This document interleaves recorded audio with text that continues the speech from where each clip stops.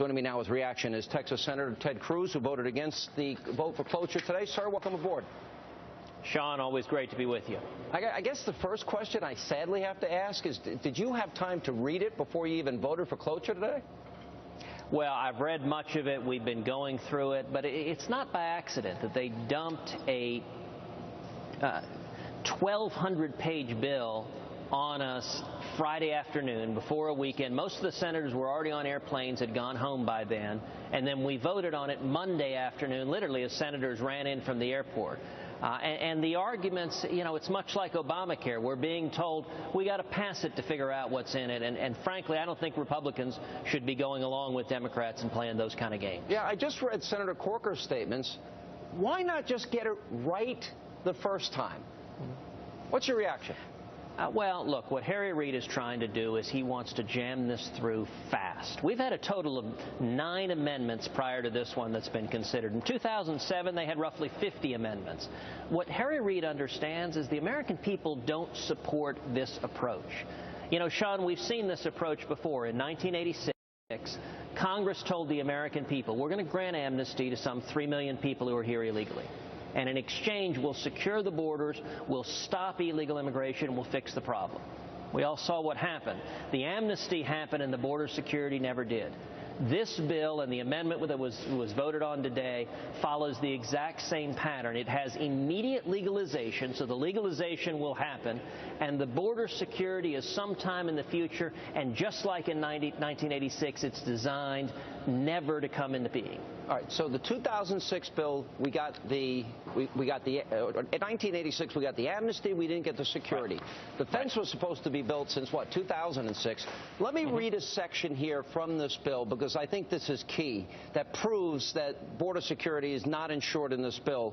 And it's page 35, line 24, and it says, nothing in the subsection shall require the Secretary, meaning Janet Napolitano, to install fencing in a particular location in the southern border if the Secretary determines that the use or placement of those resources is not the most appropriate means to achieve and maintain effective control over the southern border. Doesn't have to do it. So what's the point? There is no security. Am I wrong? You're exactly right. This bill has roughly 1,000 waivers written into it. It hands it all over to Janet Napolitano and says, you know, use your discretion to decide what to waive. And it's designed never to happen. You know, there's a sharp contrast between this bill and the amendment I introduced that would have put real teeth into border security and would have secured the border first. This bill weakens, and I'm talking about the amendment we voted on today, weakens current law regarding a border fence. It weakens current law regarding biometric security. What it says is you got to show a photo ID. Well, Sean, if anyone has ever known a teenager, it ain't hard to go to a flea market and get a fake ID. I suspect, you know, more than a few of us have some personal knowledge about how easy that is to do. Current law requires biometric. This law takes that out. It weakens border security. And the most critical piece is which comes first. Do we secure the borders first or do we legalize first? And this bill follows the mistake of '86. What was your reaction to the CBO report where it says wages will go down and unemployment will go up? Well, and in fact, it predicts that illegal immigration will continue at massive levels. This bill is not designed to fix the problem. If this bill got passed into law, I guarantee you in another 10, 20 years, we'd be back here, except instead of 11 million people here illegally, we'd have 20 million or 30 million. And that is not a humane system. This system is broken, and we need to fix it. That's what the American people want, is to secure the borders first and to improve legal immigration so we can welcome and celebrate legal immigrants. What did you make of all the additions here? We got the casino kickback for Harry Reid, Bernie Sanders $1.5 billion for youth employment. That also includes transportation and daycare. Did you see that provision? I did, and this is just like Obamacare. They're trying to buy votes one at a time. Let me tell you one of the most troubling aspects of this bill that a lot of people don't understand. The impact of this bill effectively creates de facto affirmative action for those who are here illegally, because illegal immigrants, when they get this RPI status, are exempted from Obamacare. So if you're a small business owner, it costs about $5,000 more when you take into account the tax treatment to hire a U.S. citizen or a legal immigrant than it does to hire someone who's here illegally. Can you imagine a $5,000 penalty for hiring a U.S. citizen or a legal permanent resident? That makes no sense.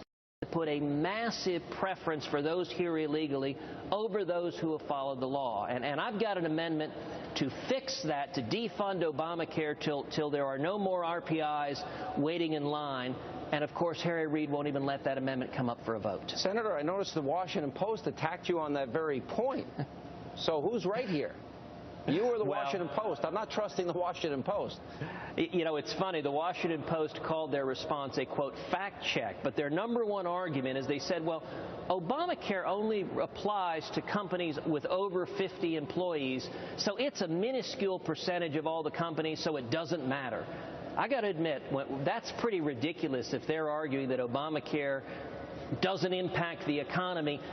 Two-thirds of all people working are working for companies with more than 50 employees. I'd be very curious if the columnist who wrote that, who works for the Washington Post, which has more employees, how he would feel about it if they decided to fire him and hire someone who was here illegally because it was $5,000 more expensive to hire a U.S. citizen to write that column. Senator, maybe this is too simple for Washington.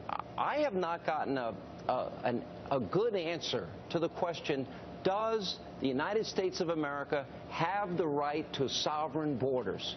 Why would anyone be against doing that first?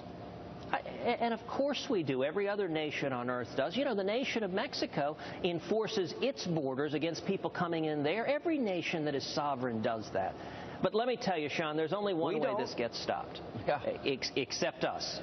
And no nation on earth has been as welcoming to immigrants as we have been. We're a nation of immigrants, but we've got to also be a nation of rule of law. The way we stop this, though, is for the American people to stand up. You know, on tedcruz.org, we got a national petition. Over 100,000 people have signed up in the past week. Call your senators, and that's how we can stop this from becoming law. All right. Do you predict it'll still pass by the vote today? I guess you have to assume it will. Well, it'll likely pass the Senate, but we can stop this in the House, and we can prevent a whole lot of Republicans from jumping on board this week. If you call your senators this week, there are 20 Republicans on the fence, Sean, who haven't decided how to vote. All right, Senator Ted Cruz, appreciate you being with us.